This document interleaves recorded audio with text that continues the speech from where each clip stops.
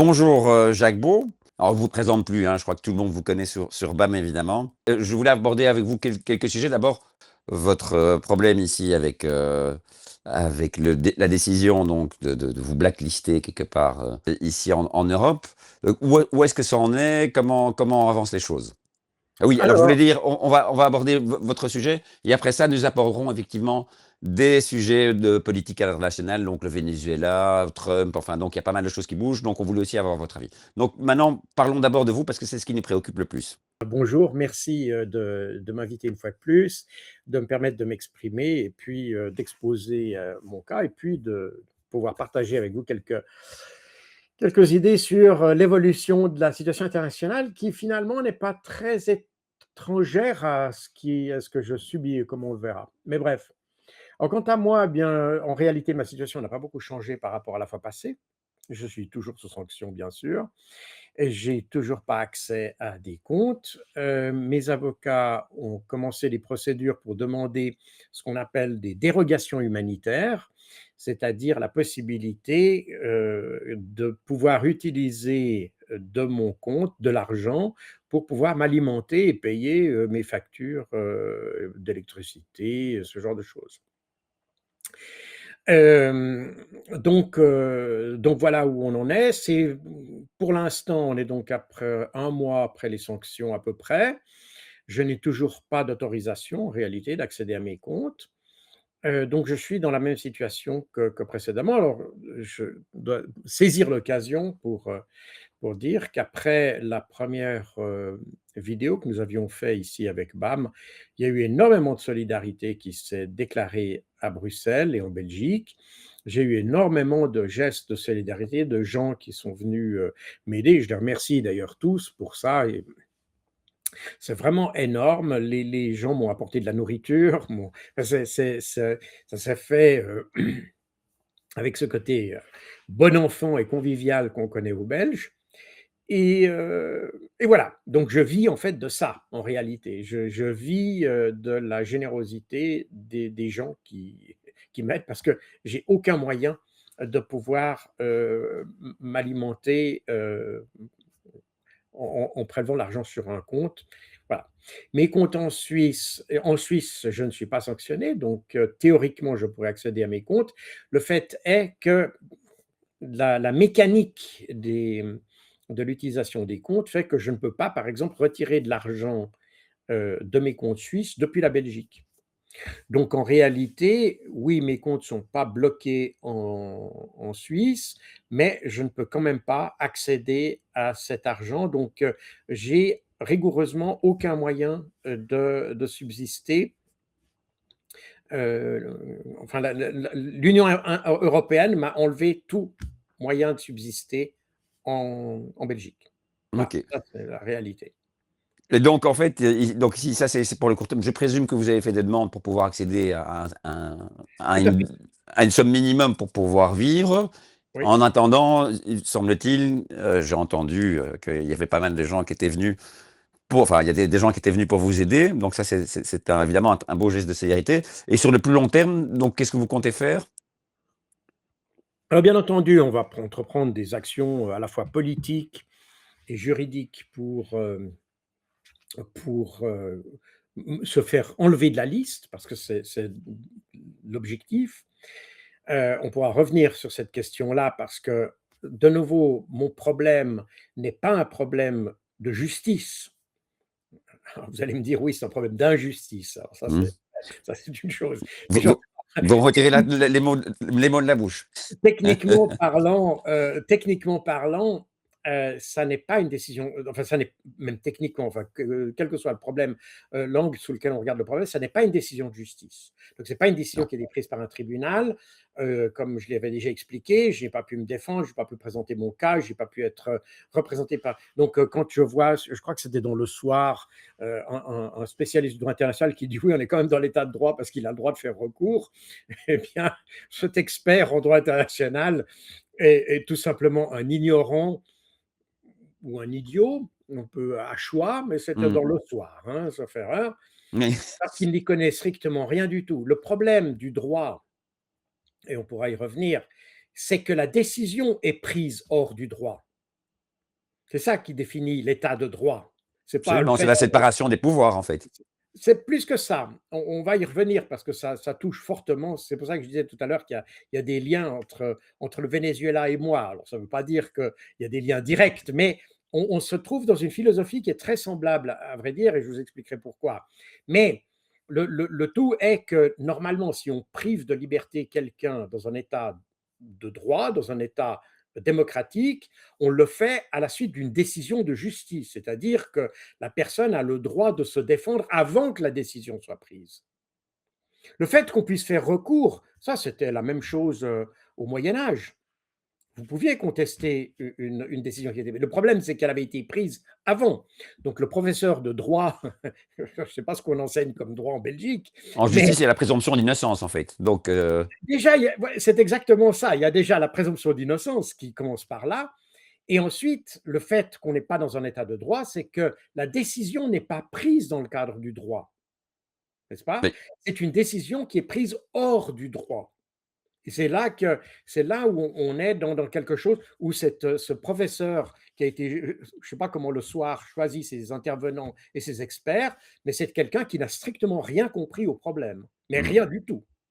Alors, Alors nous, c'est une petite bref, parenthèse, mais nous, on avait remarqué qu'en général, les gens qui étaient invités sur les médias comme la RTBF ou Le Soir, c'était plutôt des gens, mais ça c'était pour le Covid, des gens qui avaient des conflits d'intérêts. Si vous n'aviez pas de conflit d'intérêts, en principe, vous n'étiez pas invité. Donc, je présume qu'il doit y avoir quelque chose d'assez similaire alors, au je ne suis soir. pas en mesure de juger parce que je ne connais pas les personnes qui ont été invitées de manière directe. J'en ai vu que le nom, mais ce qu'ils ont dit, en tout cas, ne reflète ni une grande compétence, ni une grande intelligence, ni même une grande sensibilité pour la démocratie.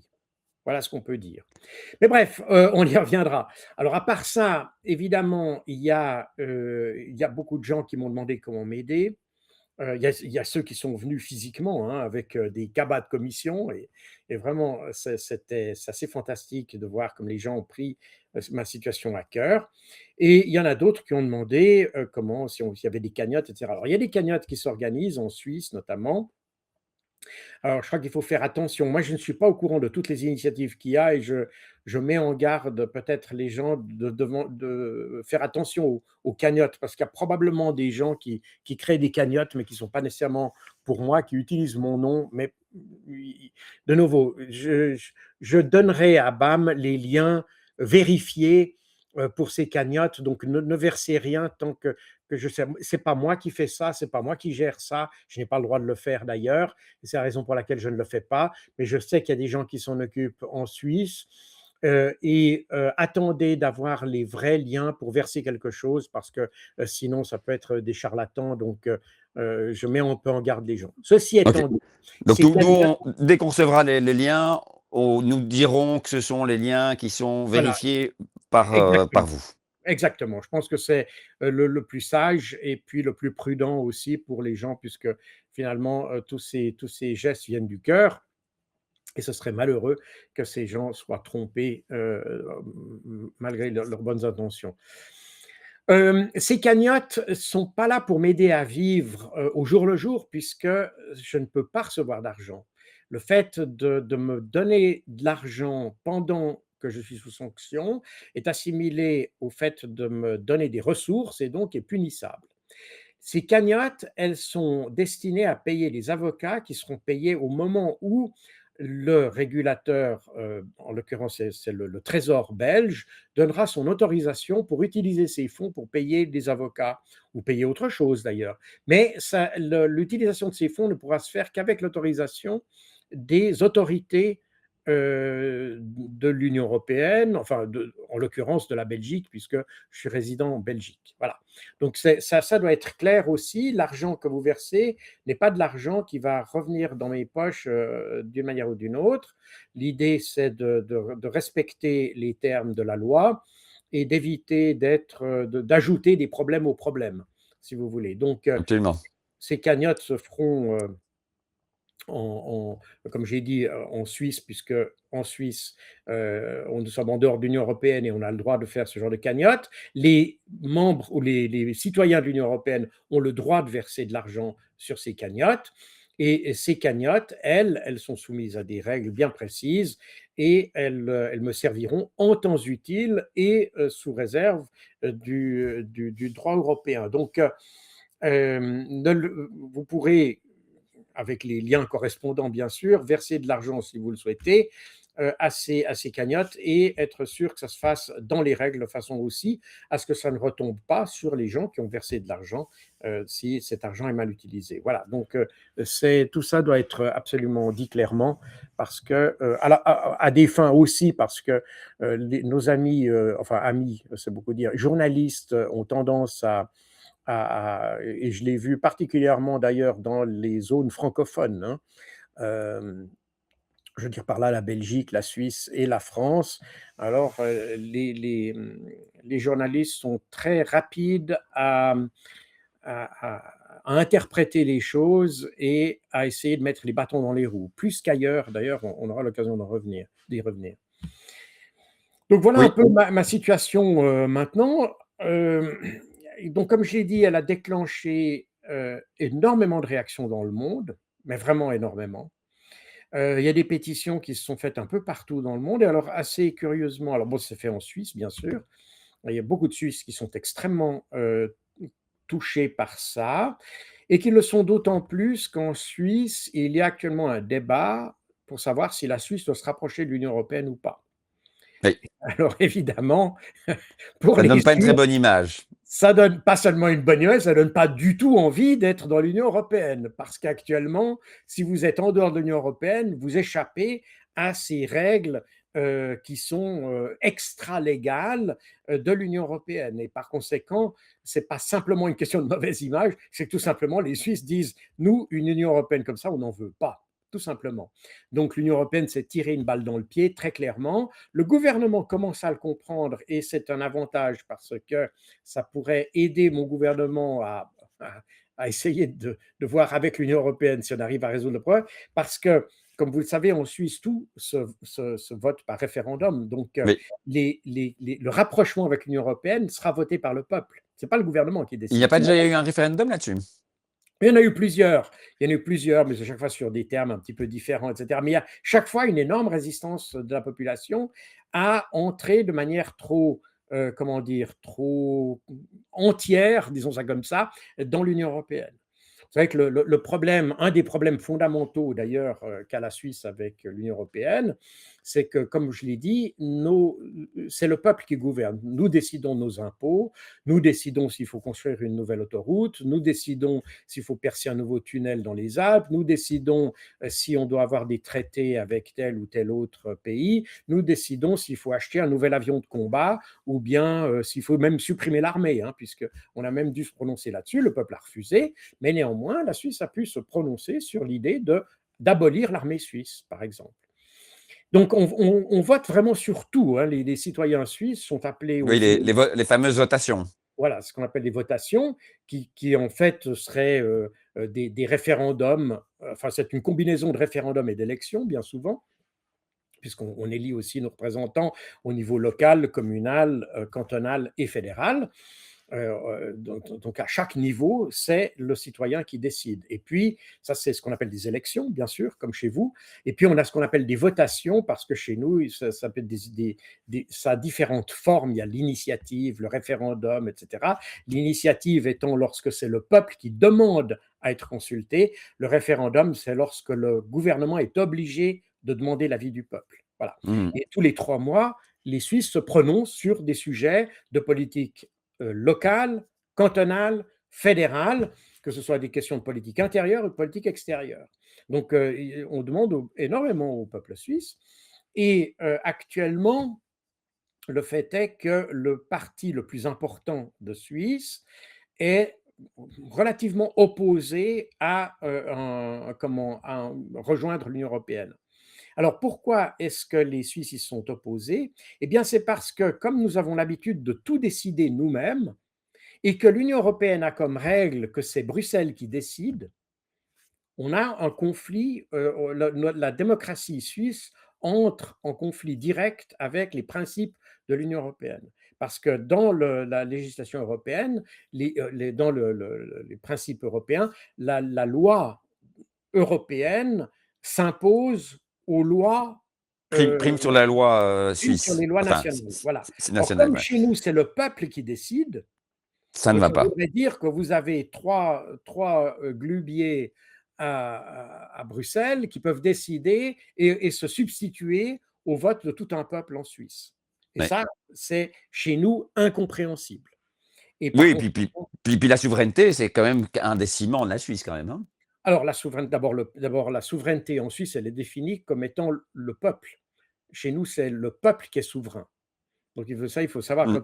quand, peut-être en Belgique, le terme souverain a un sens un peu différent, mais en Suisse, d'après la constitution, le terme souverain s'applique au peuple. Peuple, oui. Donc chez nous, c'est le peuple qui décide et rien personne d'autre. Est-ce que vous sous-entendez qu'en Belgique, on a pu rentrer dans l'Union européenne parce que c'est pas le peuple qui décide?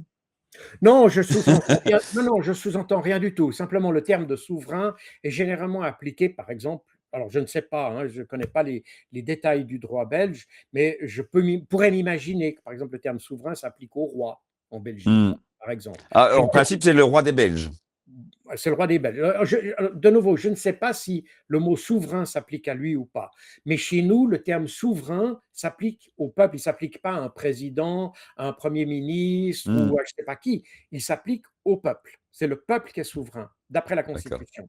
Et par conséquent, on a évidemment chez nous, cette notion de démocratie est très différente que, d'ailleurs, on pourra en reparler tout à l'heure, parce que ça quand on parle de démocratie, évidemment, tout le monde utilise ce mot. Les Belges sont démocrates, les Français sont démocrates, les Allemands, les Suisses, etc. Mais comment dire, De moins en moins, je vous dirais. non, mais oui, mais enfin, disons que théoriquement, en tout cas, c'est comme ça que les gens se définissent. Euh, mais pour un Suisse, la notion de démocratie qu'on a, nous, est totalement différente de celle qu'il y a en France, par exemple. Oui. Donc, pour nous, ce qui se passe en France alors on le comprend parce qu'on sait lire et écrire, et puis qu'on arrive à faire la part des choses. Néanmoins, dans notre dictionnaire de politique, le mot démocratie a un sens totalement différent que celui qu'il y a en France. En France, on est vraiment dans une monarchie élective, si vous voulez. Oui. On élit le roi. Voilà. Et c'est d'ailleurs, grosso modo, la France n'a pas beaucoup changé ses structures depuis l'Ancien Régime, d'une Mmh. certaine manière, hein. Alors que chez nous, la notion de démocratie implique, bah, comme je l'ai dit déjà, l'idée que le souverain, c'est le peuple et non pas celui qui est au sommet. Donc voilà, c'est ça que j'ai voulu dire tout à l'heure. Mais de nouveau, c'est des questions de perception. Les Français sont heureux comme ça, les Belges sont heureux comme ça, les Suisses sont heureux comme ça. Il n'y a pas de il n'y a pas de manière unique de voir la chose. Nous, on la voit comme ça parce que culturellement, on a été imprégné par cette vision de la démocratie, mais d'autres pays se sentent très bien comme ça. Donc, il n'y a pas, vous voyez, on n'est pas, si on était comme l'Union européenne, on essaierait d'imposer notre point de vue aux autres. Mmh. C'est un peu ce qu'on essaye de faire, c'est ce que essaye de faire Trump au Venezuela ou ailleurs. On essaye d'imposer notre vision du monde aux autres. Oui, Alors, si la Suisse avait le même principe, elle ferait la guerre au monde entier parce qu'il n'y a aucun pays qui a la même vision de la démocratie que nous. Voilà. Donc, c'est à un clair. moment, alors bon, la Suisse n'est pas non plus de taille, elle n'a pas non plus la volonté de faire la guerre au reste du monde. Par Non. conséquent, on est, voilà. Mais pour revenir à mon cas, évidemment, les Suisses sont extrêmement inquiets de voir une Union européenne qui maltraite le droit des citoyens de cette manière. Et c'est quelque chose qui incite plutôt les Suisses à être contre l'Union européenne. Donc, et de fait, je crois que personne de sensé, parce que j'exclus automatiquement les journalistes qu'on a évoqués tout à l'heure, mais les gens sensés comprennent que dans ma situation, on a dépassé une limite. Et c'est d'ailleurs la raison pour laquelle vous avez maintenant des appels qui ont été faits par des centaines, vraiment des centaines de personnes, de journalistes, de personnalités européennes, surtout en Allemagne et dans les pays nordiques, énormément vraiment des centaines de personnalités qui se sont jointes pour faire un appel pour qu'on lève mes sanctions parce que ils ont, alors c'est peut-être aussi des pays qui ont eu l'expérience de la dictature, qui ont eu l'expérience pas seulement de la dictature des années 30, mais aussi la dictature du communisme, je parle de l'Allemagne notamment et de l'Allemagne de l'Est. Et ils voient aujourd'hui que ce qui se passe dans l'Union européenne, eh bien, se rapproche dangereusement de ce qu'ils ont connu dans les périodes précédentes dans ces pays-là. Et c'est peut-être Bon, la raison pour laquelle ils sont aussi virulents et aussi engagés pour soutenir ma cause. oui, oui, absolument. Donc, ils ont des souvenirs du paradis communiste, avec, l'URSS, et donc effectivement, ils sont beaucoup plus sensibles à ce genre de choses. J'avais déjà remarqué ça aussi, Ah oui, je pense que effectivement. ça se vérifie.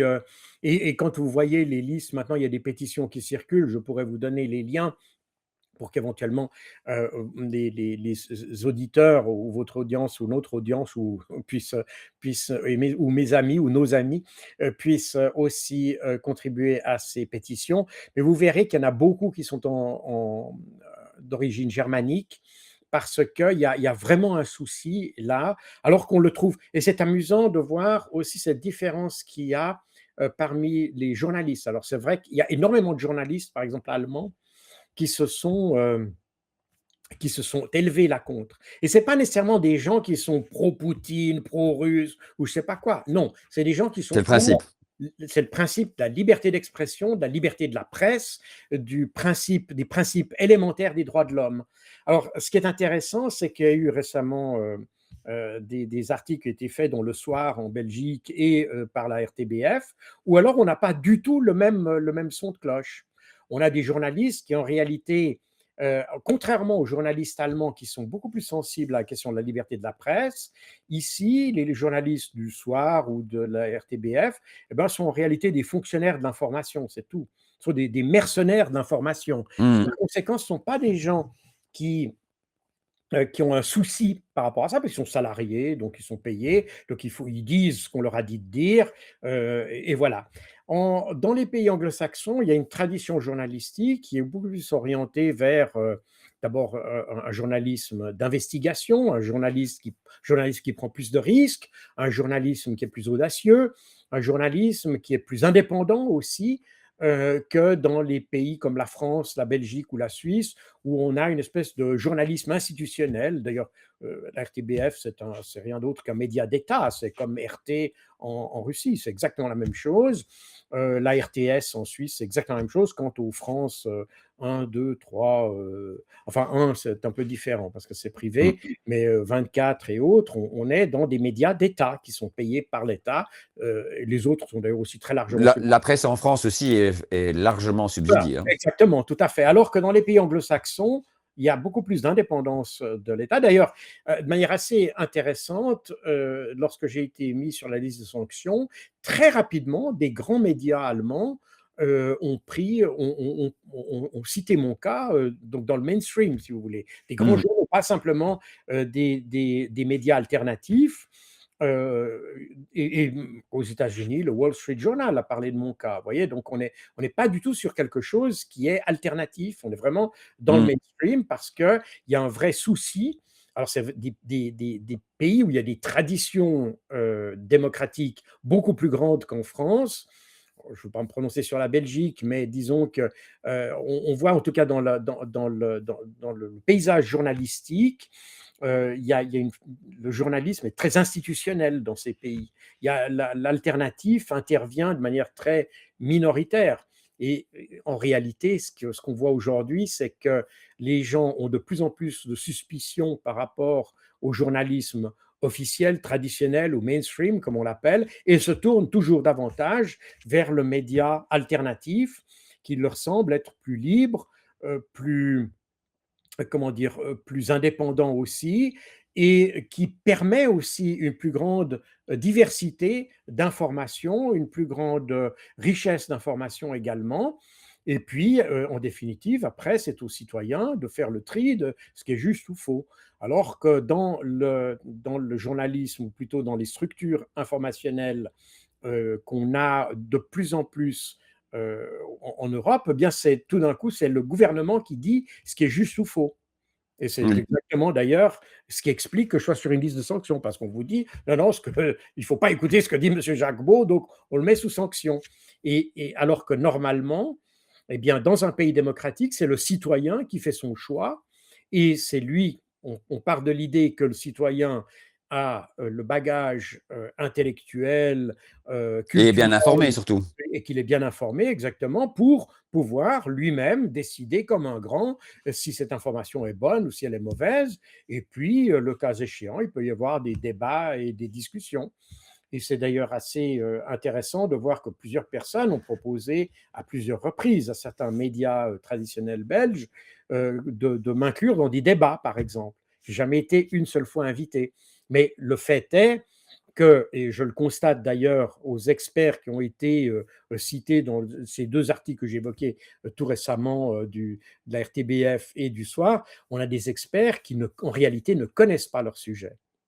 Non, mais on Et met des discussions d'experts pour crédibiliser l'article. voilà, c'est exactement ça. Mais en réalité, ce sont des gens qui ne connaissent pas le sujet, et qui s'expriment sans savoir, et ça se voit très nettement. Le problème, c'est que la population n'est pas dupe de ce genre de choses. Elle se rend compte qu'on a des experts qui sont là uniquement pour valider un narratif, mais qui n'ont pas leur propre jugement. Et d'ailleurs, on voit hein, les mêmes experts qui vous disaient il y a 6 mois que la Russie était à genoux, vous disent aujourd'hui que cette même Russie est en train Va de nous envahir. nous attaquer, va nous envahir. Donc, Oui, ça n'a aucun il sens. n'y a pas besoin d'être grand clair pour voir qu'on a des experts qui racontent ce qu'on veut qu'ils racontent. C'est tout. Et c'est le cas du droit international tout à l'heure. Je ne veux pas citer son nom pour ne pas lui faire honte, mais c'est les gens qui vont aller sur l'article du Soir verront le nom de ces tristes cires, qui sont des gens qui répètent ce qu'on leur a dit de répéter, mais qui n'ont strictement aucune compétence. Et Oui. s'ils en avaient, ils seraient d'abord, au lieu de m'interdire, ils seraient disposés à débattre. Mais ils ne sont pas disposés à débattre. Et Non, pourquoi? donc c'est que probablement ils auraient du mal à convaincre par, des moyens C'est normaux et rationnels. c'est exactement ça. Et je pense que, et c'est le drame de cette histoire, c'est que, et là on déborde un petit peu de ma situation personnelle pour toucher d'autres sujets, c'est que on remarque que tout notre environnement, à la fois informationnel, mais surtout en matière de géopolitique, est teinté de ça. C'est-à-dire que on ne réagit plus aux événements par rapport aux faits, mais par rapport à la perception qu'on en a. Et quand je dis par rapport à la perception qu'on en a, je devrais aller plus loin pour dire par rapport au narratif qu'on en a. Et c'est ça qui est un peu dramatique et qui fait que, d'ailleurs, qui crée d'ailleurs l'inquiétude des citoyens parce qu'ils voient que les narratifs qu'on a se contredisent d'un mois à l'autre et que par conséquent, on ne peut plus avoir confiance dans les gens qui parlent. Et que par conséquent, on crée une sorte de, oui, d'inquiétude par rapport au futur. Les gens voient que les choses ne vont pas comme elles devraient aller, elles s'aperçoivent que, enfin les personnes, donc les citoyens s'aperçoivent qu'il y a des, comment dire, il y a une absence de rationalité dans notre manière d'aborder les problèmes et que cette absence de rationalité se traduit dans des mauvaises décisions. Et ça, c'est quelque chose qui, il n'y a pas besoin de propagande russe pour ça. C'est quand vous prenez la suite des, euh, j'entends quand vous avez le gouvernement français qui vous dit que l'histoire des punaises de lit, c'est à cause des Russes, j'entends, ça devient une plaisanterie. Dans Oui, les Français, même ceux qui n'aiment pas les Russes, constatent que j'entends, ça devient absurde d'avoir les Russes qui sont à la source de tous nos problèmes. oui, Alors qu'en réalité, eh bien, les déficits budgétaires, la corruption qui est endémique dans nos pays, tout ça, c'est pas la faute des Russes. Alors, il est possible que les Russes le mettent en avant. Il est possible que vous aviez tout d'un coup un internaute russe. Mais de nouveau, après, est-ce que c'est un internaute russe ou le Kremlin? Ça, on mélange tout, on met tout ça dans un sac pour dire c'est les Russes. Mais il est parfaitement possible que vous ayez des citoyens, des internautes russes qui mettent le doigt sur des choses, qui le montent en épingle. Ça, c'est tout à fait vrai. C'est probablement vrai d'ailleurs. Et c'est ce Mais qu'on fait aussi de notre côté. c'est ce qu'on fait aussi de notre Ah, c'est côté. ce que les médias font de leur côté. Pas, C'est ce que tout le monde fait. Et le mmh, problème, il n'est pas tellement là. Le problème, il est que à la racine, il y a un problème. C'est des mauvaises décisions. Ce sont des décisions qui ont été mal adaptées. C'est des processus de décision qui sont mauvais, etc. Et là, on retombe de nouveau dans des situations comme la mienne ou d'autres situations qu'on voit aujourd'hui, où on prend des décisions sans réellement en mesurer la portée. mmh. On a, si on regarde, et d'ailleurs, ceux qui lisent mes livres, alors pour nos journalistes, ou nos plumitifs, devrais-je dire, pour nos plumitifs, eh bien, c'est pro-Poutine. En réalité, si mes livres devaient être définis pour être en pour ou contre quelque chose, mes livres sont plutôt contre les médias, en réalité. Parce que, mon métier originel, c'est le renseignement, et le renseignement, non pas pour, faire la police et arrêter des gens dans la rue, mais Pour comprendre. le renseignement pour informer des décideurs politiques.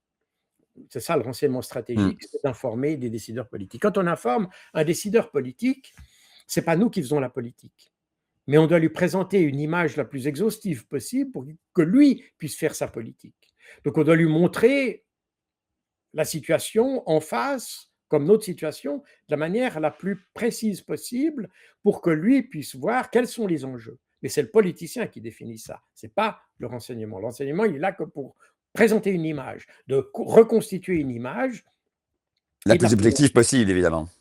Voilà, là, elle doit Parce être que la décision va être en fonction de l'objectivité des renseignements qu'on va donner. C'est exactement ça. Sans quoi, eh bien, ça veut dire qu'on va diriger la décision, et on peut la diriger d'ailleurs dans le mauvais Mmh. sens. C'est la raison pour laquelle l'intérêt d'un service de renseignement, c'est de présenter l'image à la fois la plus complète, la plus précise et la plus objective possible, car c'est aux politiciens de prendre la responsabilité de la politique, pas aux renseignements.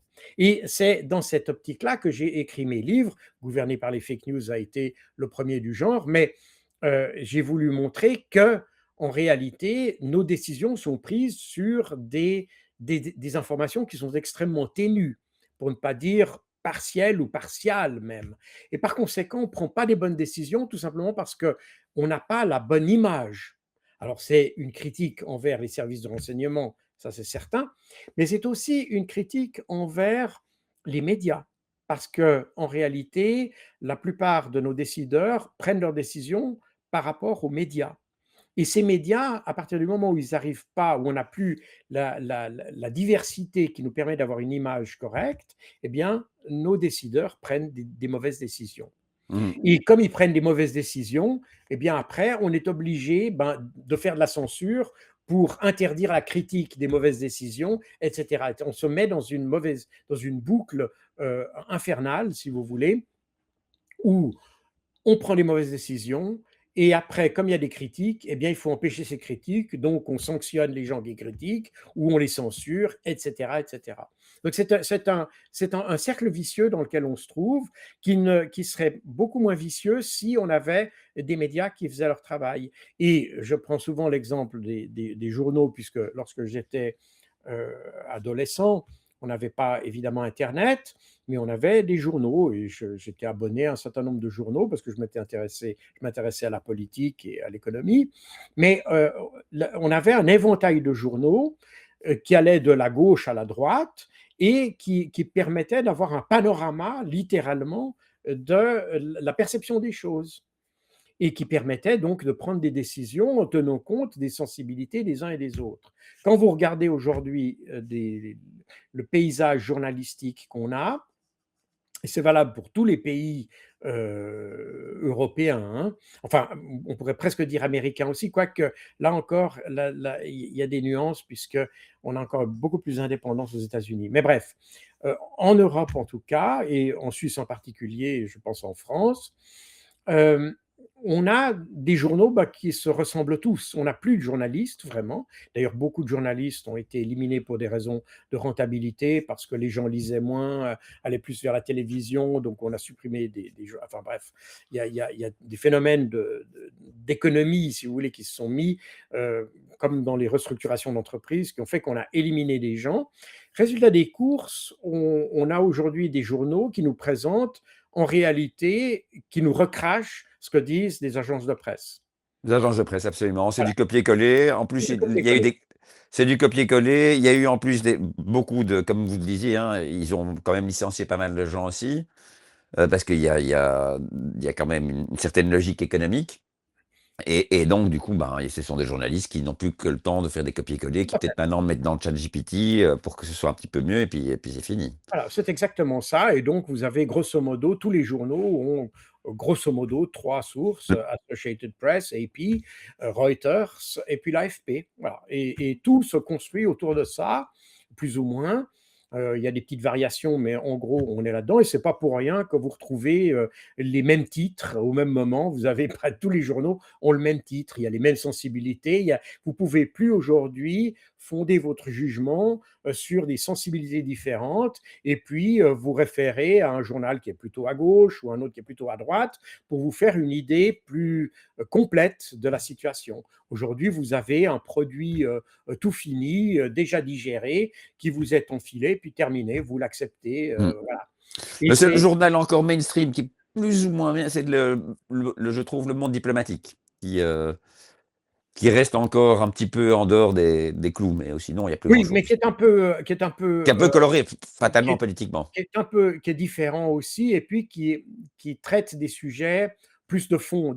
C'est aussi un contenu rédactionnel qui est très différent de ce qu'on a dans les autres journaux. Oui, Donc, d'ailleurs, c'est pas un journal à proprement parler. Donc, n'est-ce pas, c'est quelque chose, c'est plutôt comment dire, c'est un, on l'appelle le journal, c'est ce qui vient tous les jours. Et le monde diplomatique, il oui. vient pas tous les jours. Donc, Non, voilà. c'est toutes les semaines, je crois, C'est donc ce que je veux dire, c'est ou tous les mois même, sauf ouais. erreur. Maintenant, je ne me rappelle plus.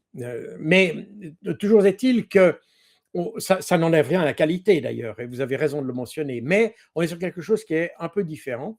Et aujourd'hui, l'information au quotidien, eh bien, elle est donnée par ce qu'on reçoit. On a grosso modo le même contenu dans un journal qu'à la télévision, et c'est souvent quelque chose qui est extrêmement simplifié, pour ne pas dire formaté, que la consommation. C'est un peu le McDonald's de l'information. Voilà. Oui, oui, tout à Ça fait. plaît à tous les goûts, et puis on l'a formaté une fois pour toutes, et puis c'est terminé. Et ça donne des éléments d'information qui sont extrêmement rudimentaires et tout à fait insuffisants pour comprendre la complexité de ce qui se passe, que ce soit en Ukraine, en Palestine ou ailleurs.